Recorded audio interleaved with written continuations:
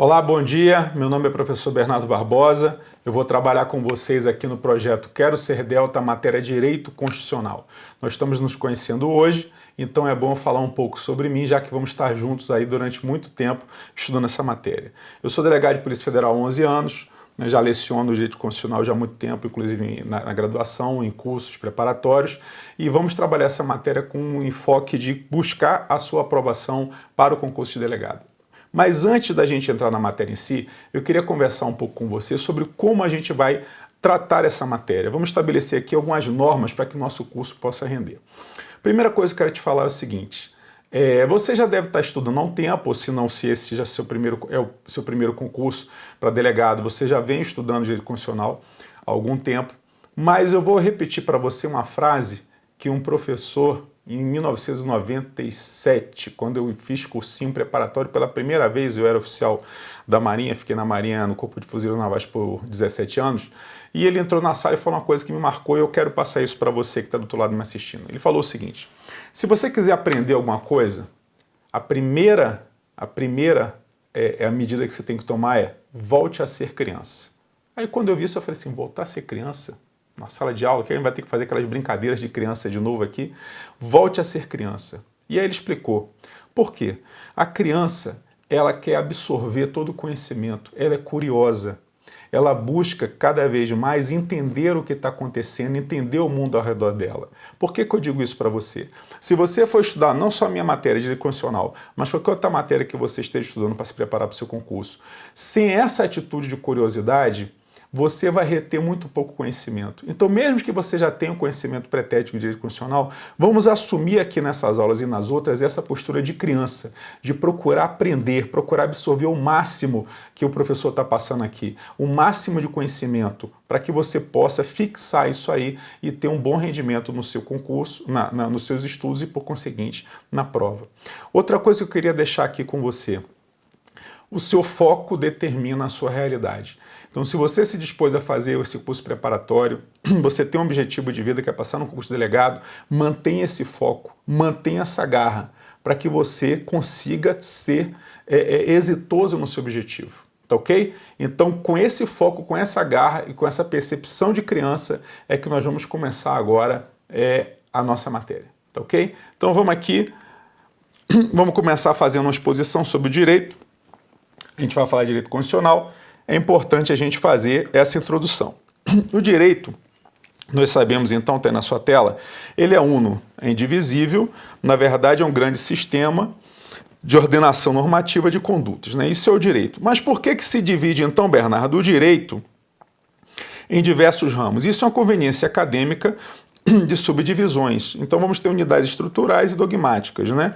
E a grande divisão que nós fazemos no direito é o direito privado e o direito público. O direito privado, regulando as relações privadas, e aí nós vamos citar o direito civil, o direito comercial, o direito empresarial, e o direito público, que nós vamos ter aí o direito penal, direito constitucional, direito tributário, direito previdenciário, que são relações onde eu tenho um caráter público, né, e um caráter privado. Temos ali o particular e, de outro lado, o Estado, né? Então, José Afonso da Silva, ele traz então, o professor José Afonso, uma definição que eu acho muito boa para que a gente guarde aqui. Ele diz o seguinte, o direito constitucional é um direito público fundamental, porque dele vão emanar todos os demais ramos do direito. Então, as normas constitucionais vão fixar justamente os princípios básicos dos demais ramos do direito, tanto na vertente pública, e aí aqueles que eu já citamos aqui, constitucional, o direito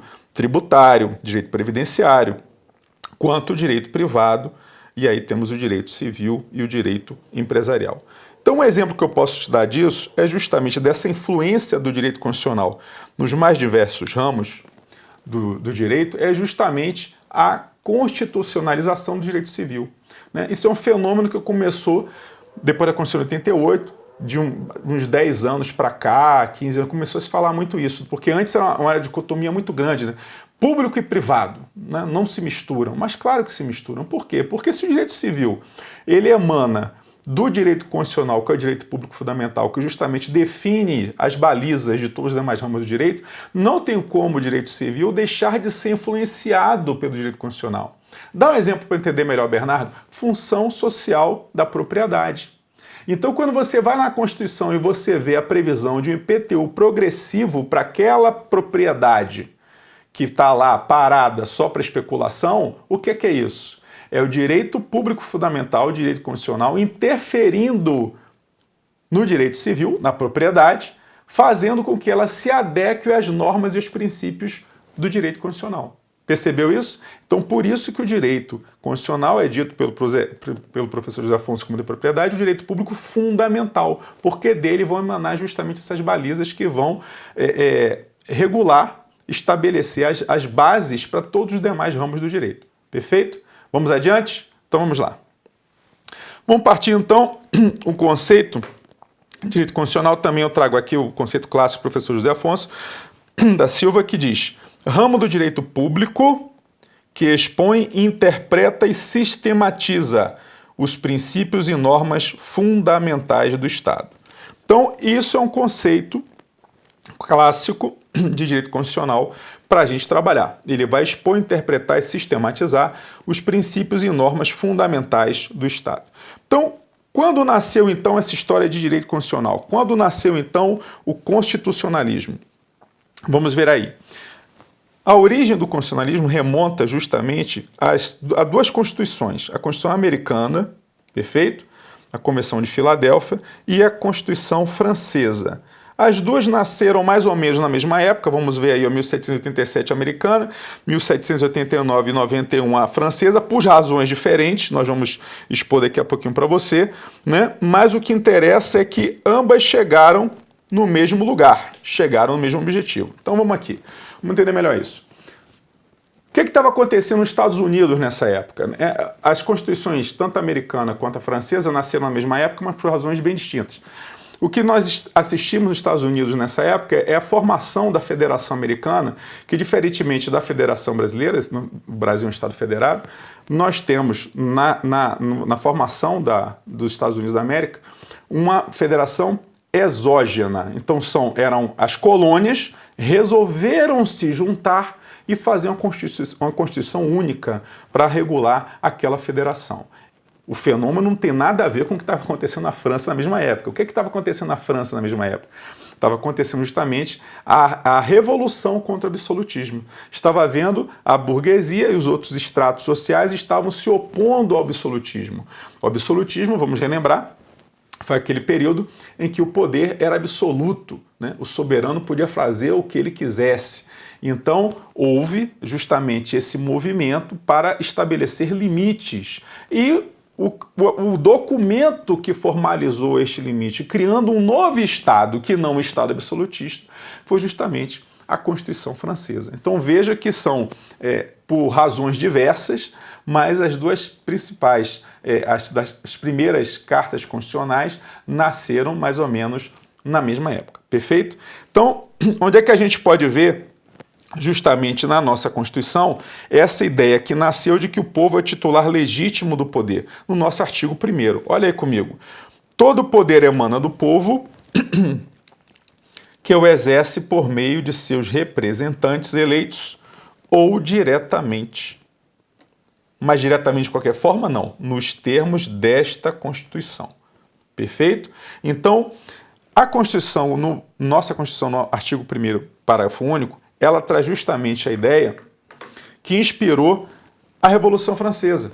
A ideia de que o poder emana do povo, não é o rei, não é o soberano, é o povo que é o detentor do poder. E vai exercê-lo de forma indireta, escolhendo seus representantes, aqui no Brasil deputados, não é isso? Senadores, governadores, os cargos eletivos, ou diretamente, nos termos desta Constituição. Então, temos iniciativa de lei popular, temos a previsão na nossa Constituição de referendo, de plebiscito. Então, são as hipóteses de que o povo pode diretamente exercer esse poder. Estamos tranquilos até aqui? Vamos avançar? Então, vem comigo. Vamos agora estudar o objeto do direito constitucional.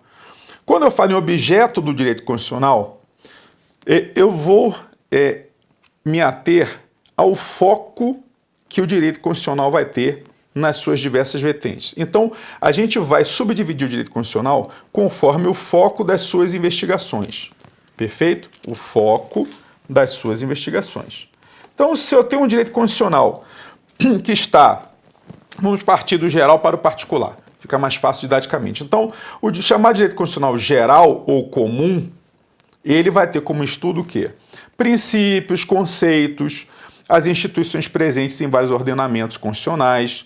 Ele vai se voltar a uma elaboração da uma teoria geral do direito constitucional, né? E ele, o foco dele é justamente o caráter científico. Ele trabalha o direito constitucional geral no campo das ideias. Então ele vai estudar assim, quais são as diversas formas de Estado que existem, quais são as diversas formas de governo que existem, né? Então ele vai fazer aquele estudo científico de uma forma bem geral, bem ampla da matéria. Perfeito? Então esse é o direito constitucional geral ou comum. Vamos fazer, aqui eu já faço uma observação com você. Além da matéria em si, direito constitucional, eu vou procurar passar para você aqui no nosso curso várias dicas de estudo, né? Porque, veja bem, eu acho que o meu papel aqui não é só te passar a matéria, eu tenho que facilitar o seu caminho até a sua aprovação a partir do conhecimento que a gente está te passando aqui. Então, uma primeira dica que eu te dou é muita atenção com nomenclatura. Então veja aqui nos meus slides, eu sempre vou colocar para você, quando tiver mais de uma nomenclatura no determinado instituto, eu vou trazer para você. Às vezes você vai ver aqui 2, 3, 5, mas Bernardo, é tudo a mesma coisa. É a mesma coisa, mas a banca vai querer justamente saber se você sabe que é a mesma coisa. Então olha só, quando eu falar para você aqui, por exemplo, agora que a gente está vendo direito constitucional geral ou comum, então coloque isso no seu caderno de destaque. Para que quando chegar na questão, às vezes você sabe a matéria, você estudou aquilo, mas se você não prestar atenção de que aquilo é justamente aquele instituto, não se lembrar, você vai errar a questão mesmo sabendo a matéria. Perfeito? Então, muita atenção com as nomenclaturas. Vamos voltar para cá? Olhem na sua tela. Então, vimos aqui que o direito constitucional geral, o comum, ele vai ter essa abordagem mais científica, perfeito? De uma forma bem genérica, bem ampla, estudando a disciplina de direito constitucional como um todo. Mas se eu falo de direito constitucional comparado, aí nós vamos ver que o objeto dele já muda. Então, no comparado, eu vou ver que o objeto de estudo do direito constitucional vai mudar. Por quê? Como o próprio nome, como nós podemos inferir do próprio nome comparado, o que vai se fazer aqui é um estudo comparativo de uma pluralidade de constituições. Então no direito constitucional comparado eu vou fazer um estudo observando 2 constituições ou mais para perceber o quê? Contrastes e semelhanças entre elas. Então quando eu falo de direito constitucional comparado, eu tenho que ter atenção também ao seguinte, repare bem, eu posso falar em direito constitucional temporal ou vertical, ou eu posso falar em direito constitucional comparado espacial ou horizontal. Vamos entender o que é isso. Quando eu falo de direito constitucional temporal ou vertical, eu vou fazer um estudo comparativo dentro das diversas constituições do mesmo Estado. Por isso que é vertical, eu não saio do mesmo lugar. Né? Se a gente traça uma linha reta vertical, eu estou no mesmo ponto, eu estou fazendo evolução para cima. E esse para cima é a cronologia. Então, quando eu faço um estudo de direito comparado vertical ou temporal, por exemplo, das constituições brasileiras, eu vou partir lá de 1824, que é a primeira Constituição, a Constituição do Império, que foi outorgada, depois vamos passar na Constituição da República, vamos passar na Constituição de 1937, vamos passar na Constituição do período do regime militar, 67, 69, e chegando, vamos passar nas 8 Constituições até chegar em 88. Então, isso é um estudo de direito comparado, direito constitucional comparado vertical, perfeito? Ou temporal. Mas, se eu faço um estudo de direito constitucional comparado espacial ou horizontal, vamos aqui para você prestar atenção. O que é que eu vou fazer então? Eu vou estudar diferentes estados. Eu vou fazer um estudo no mesmo corte temporal, mas de diversos estados. Então eu vou, por exemplo, se eu faço um estudo hoje, nossa Constituição tá, né, vamos tentar ver como é que o Chile tem resolvido algumas questões da área social. A gente agora está vivendo um momento muito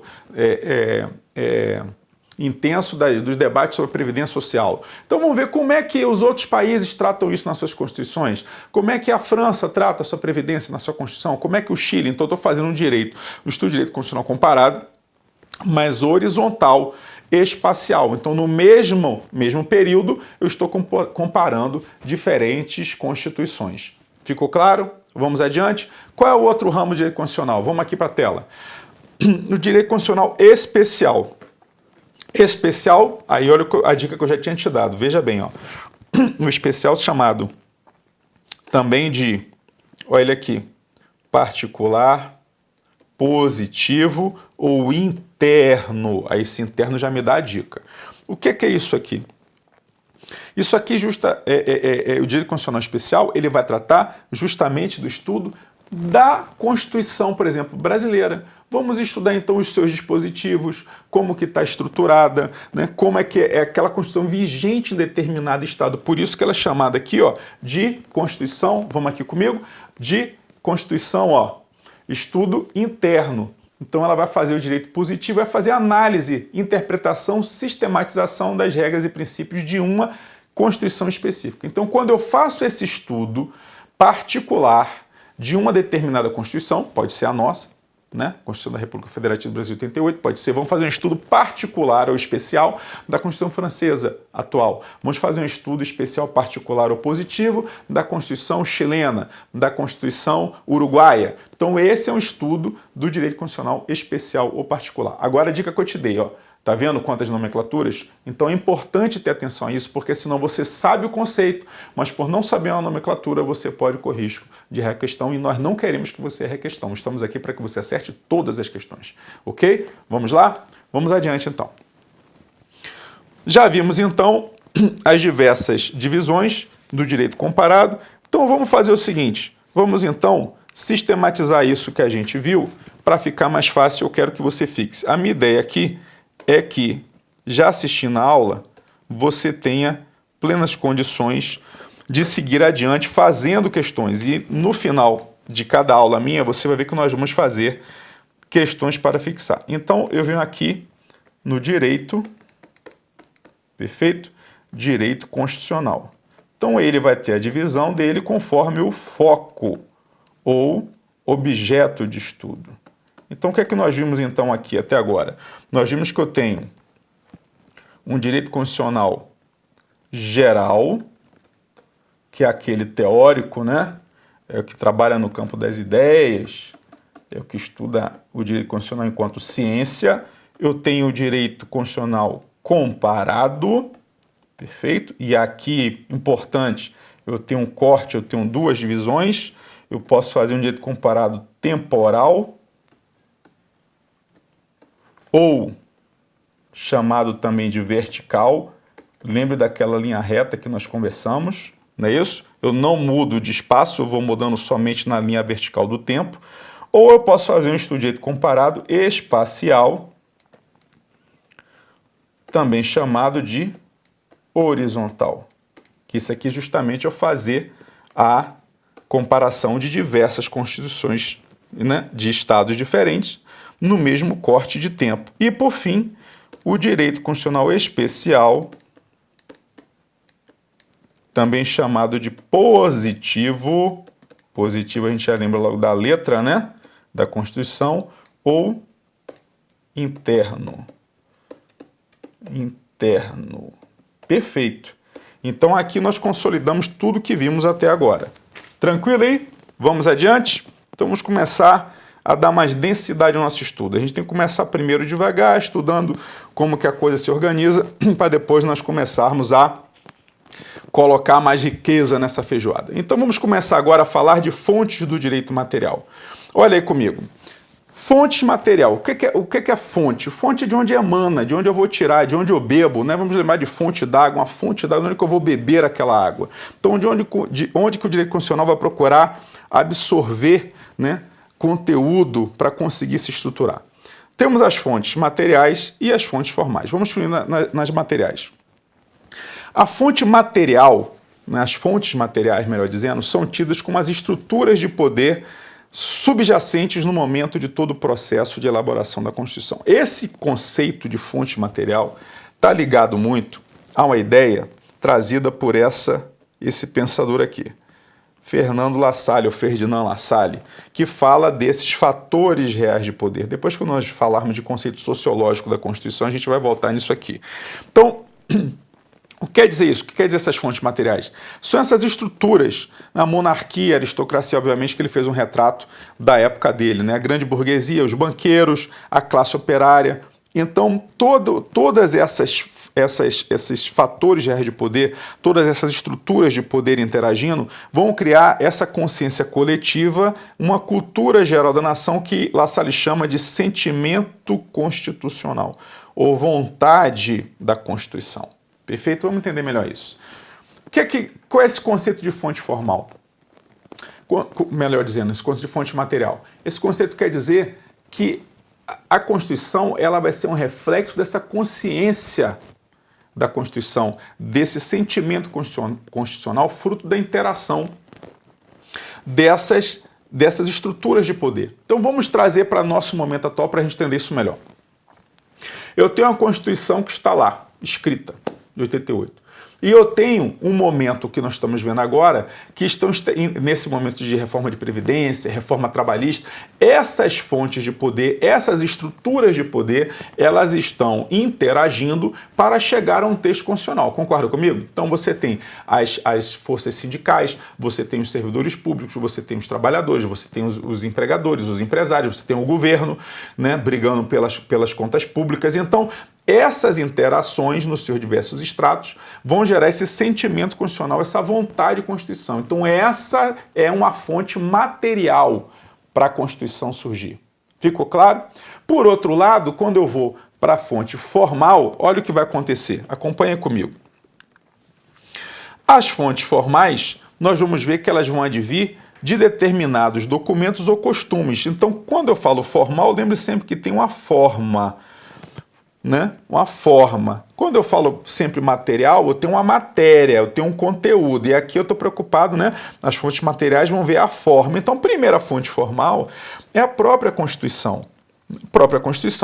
A Carta Política ela vai ser uma fonte primária do direito constitucional. Se eu quero estudar direito constitucional, eu quero saber de onde ele vem, formalmente, a primeira etapa é justamente ir na Constituição, que vai estabelecer as diretrizes políticas e organizacionais de uma sociedade, ou escrita ou não escrita.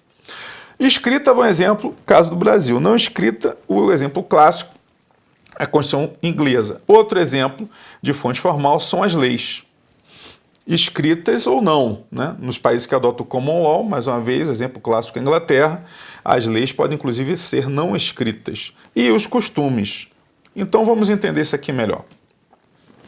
Quando eu falo então de fontes formais, eu vou buscar justamente não mais aquela interação material entre as estruturas de poder, mas eu vou procurar ou documentos ou costumes nos países do Common Law que vão servir de fonte para a Constituição, para o direito constitucional, vão servir de fonte para o direito constitucional.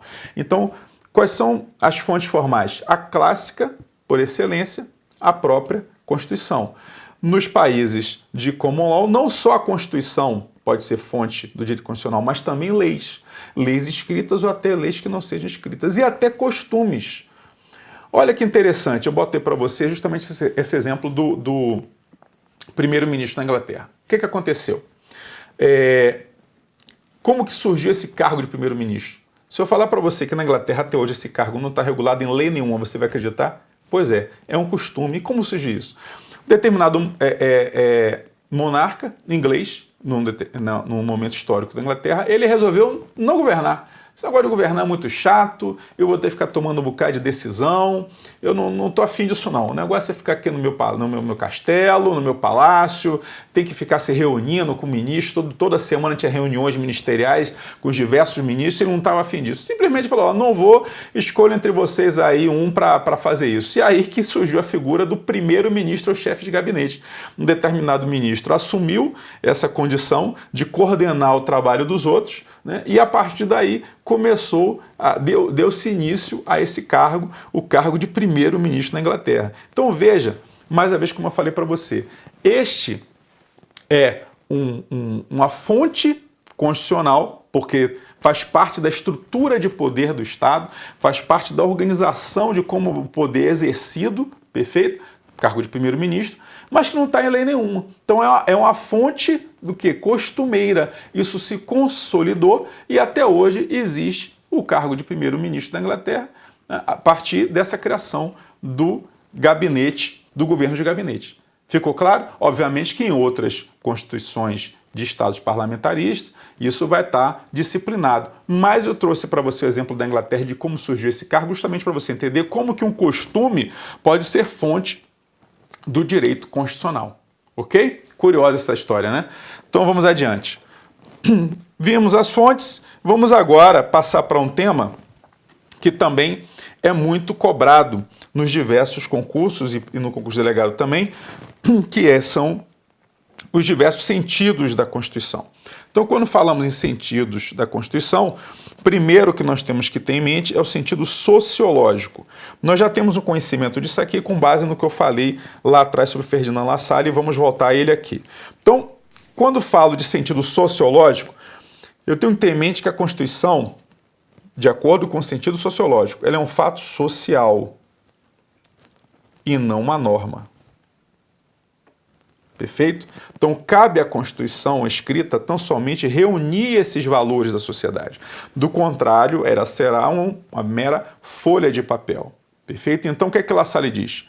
Que a Constituição, para ser Constituição, ela tem que justamente representar essa interação dos diversos fatores sociais. Se ela não representa essa interação dos que ele chama de fatores reais de poder, você tem uma folha de papel, mas que não reflete o chamado, lembra que a gente viu antes, o sentimento constitucional. Então, esses fatores de poder interagindo é que vão dar origem à verdadeira Constituição. Daí o nome sentido sociológico. Agora, olha que interessante o que ele diz aqui também. Ó. Se não for essa somatória de fatores reais de poder dentro de uma sociedade, nós vamos ter aqui, né, o exemplo da figueira e a macieira. O que quer dizer com a figueira e a macieira? Olha aqui para mim. Não adianta você querer dizer que uma figueira é macieira só porque você quer. São os frutos da figueira que definem se ela é uma figueira ou se ela não é uma figueira. Então, essa comparação que a doutrina traz justamente para mostrar isso, né? Então, se a Constituição não reflete essa interação entre os fatores reais de poder, é como se você quisesse botar no papel, e tem aquela célebre frase, papel aceita tudo. Então, você está colocando no papel que determinada árvore é uma macieira, quando, na verdade, ela é uma figueira. E aí outra distinção da Constituição real com a Constituição escrita. Você pode colocar na Constituição determinados conceitos, né, que, se não refletem justamente essa interação dos fatores reais de poder que Lassalle já apontava, você vai ter uma disparidade entre o que é a Constituição real, que é essa fruto dessa interação dos fatores reais de poder, com a Constituição que está meramente escrita e posta no papel. Percebeu? Então, esse é o conceito sociológico de Constituição. Quando as questões vêm tratando esse tema, o examinador vai cobrar a você justamente isso. Primeiro, o nome de Ferdinand Lassalle, se você consegue associar o nome dele ao conceito de sentido sociológico. E segundo, essa questão dos fatores reais de poder e essa dicotomia entre a Constituição escrita e a Constituição verdadeira, que seria fruto dessa interação. Vamos adiante no próximo espécie de sentido? Vamos lá. Visto então... vale a pena também comentar para você, eu não posso me esquecer, Karl Marx também tem um nome associado ao sentido sociológico de Constituição. Mas aqui, veja que para Karl Marx, a Constituição, ele não vai muito no conceito de Lassalle de interação de fatores reais de poder. Ele vai na linha de que a Constituição não passa de um resultado de relações de produção, né, aquele conflito visando justamente assegurar interesses da classe dominante. Não deixa de ser um conceito sociológico diferente do Lassalle, mas também um conceito sociológico quando Marx fala que a Constituição seria, então, esse resultado de relações de produção visando assegurar justamente a classe dominante. Perfeito? Vamos dar uma pequena pausa, nós voltamos com mais 2 sentidos da Constituição no próximo bloco, dando sequência aqui ao nosso estudo. Um breve intervalinho e a gente já retorna com a nossa matéria.